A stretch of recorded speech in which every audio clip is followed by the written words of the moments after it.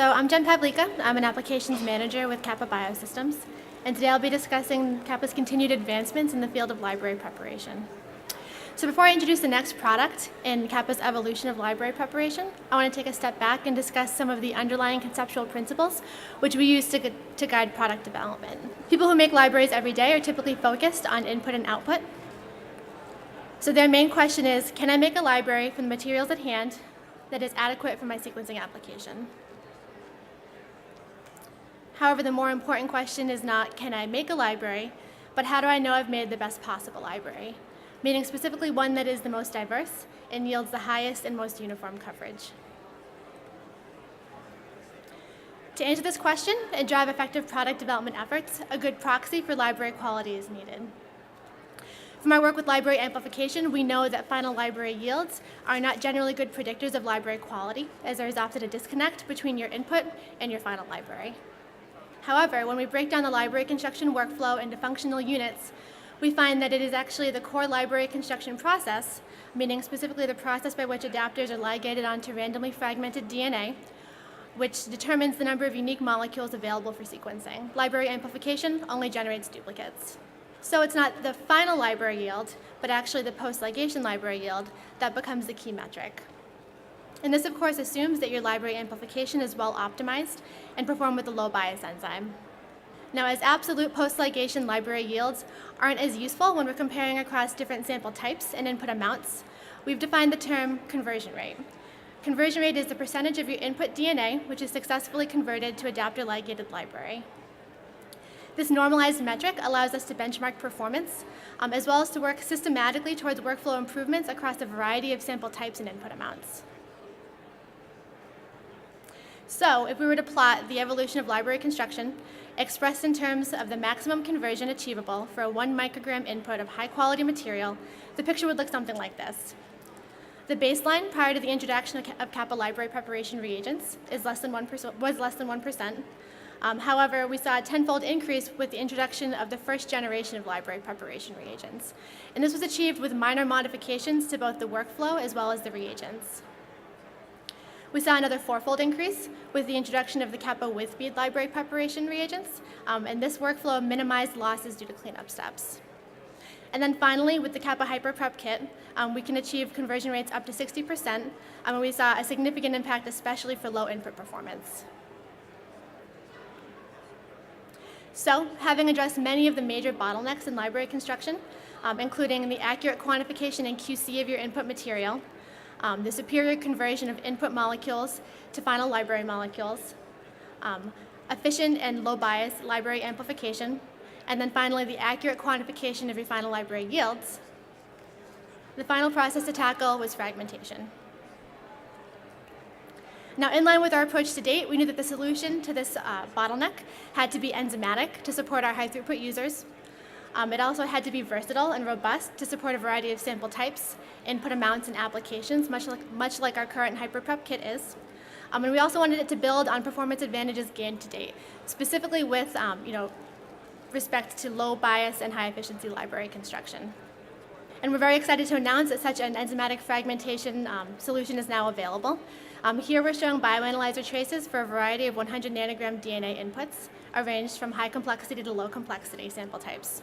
What we see is that the shears themselves are phenotypically very similar to Kovara shears, and that the modes themselves are actually very similar across the various sample types. Now, the most exciting part of this is not that we have created what is truly a useful enzymatic fragmentation solution, but that we've been able to fully integrate it into our Kappa HyperPrep workflow. This means you can achieve fragmentation through ligation in a single tube, and that library construction workflows are further streamlined, with final libraries achievable in 1.5 to 3 hours, depending on your desired insert size and amplification strategy. The Kappa HyperPlus workflow is also just as flexible as our HyperPrep kit with respect to sample types, input amounts, adapter design, the possibility for PCR-free workflows, as well as the ability to insert size selection steps as necessary. Here we're showing conversion rates.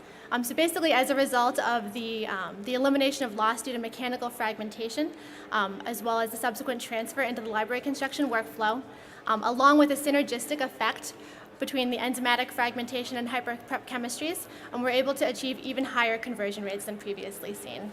So for 100 nanogram inputs and above, we're routinely seeing conversion rates as high as 100%, or I should say approaching 100%. And what this does is it opens the door to PCR-free whole genome sequencing, targeted sequencing, and other emerging applications where higher yields are required. And the benefits aren't just for the higher end of the inputs. At the lower end of the input spectrum, we're also seeing consistently improved performance, and this is specifically an input range where ligation efficiencies are intrinsically lower. So down to the 1 nanogram input, we're seeing conversion rates as high as 20%, so meaning 20% of your input material is successfully converted to that adapter ligated library. And what this means is that a number of samples that would have historically failed library preparation with other chemistries are now able to be processed with minimal amplification, which we all know has a direct effect on both your sequencing coverage depth and uniformity. So high efficiency is an obvious benefit with this workflow, but with enzymatic fragmentation, a common question is, what about the sequence bias? So start site bias is a good way to quantify fragmentation bias, and we're showing that data here for a human exome capture experiment. 3 different fragmentation workflows were assessed: Covaris, Hyperplus, and tagmentation. When we're looking at the first few bases within the start site, what we see is that the Hyperplus nucleotide content is a little bit less even than that of the gold standard Covaris, but it is much more even than what we see with tagmentation-based workflows. And the good news is that this minimal start site bias doesn't appear to impact overall coverage uniformity. So these are the coverage uniformity plots from that same human exome capture experiment.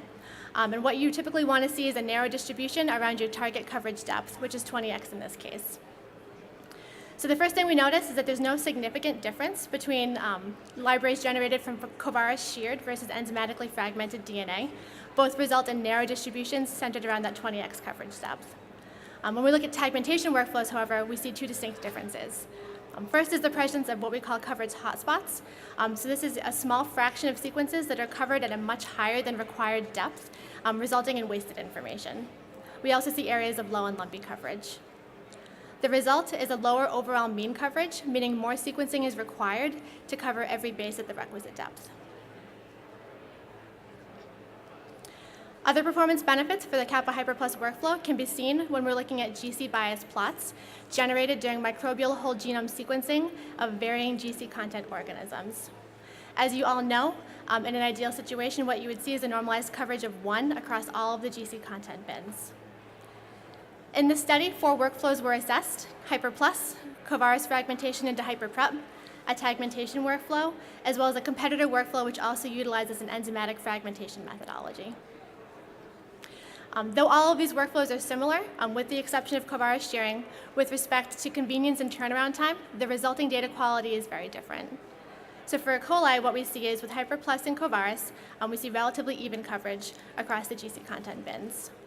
Conversely, when we're looking at the competitor and the tagmentation workflows, there's a significant underrepresentation of the AT-rich sequences. We see a similar trend if we're looking at a GC-rich genome.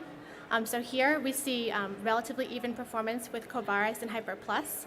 However, the competitor workflow shows a significant overrepresentation of those GC-neutral sequences. And then finally, looking at an AT-rich genome, we see near-perfect performance with both Covaris and Hyperplus, showing a normalized coverage of 1 across the majority of the GC content bins. And we see less even coverage with the tagmentation and competitor workflows, where they both have a preference for the more GC-neutral regions at the expense of the very AT-rich ones. So in conclusion, with the Kappa Hyperplus kit, we've developed a single tube streamlined workflow using a low bias and robust enzymatic fragmentation module.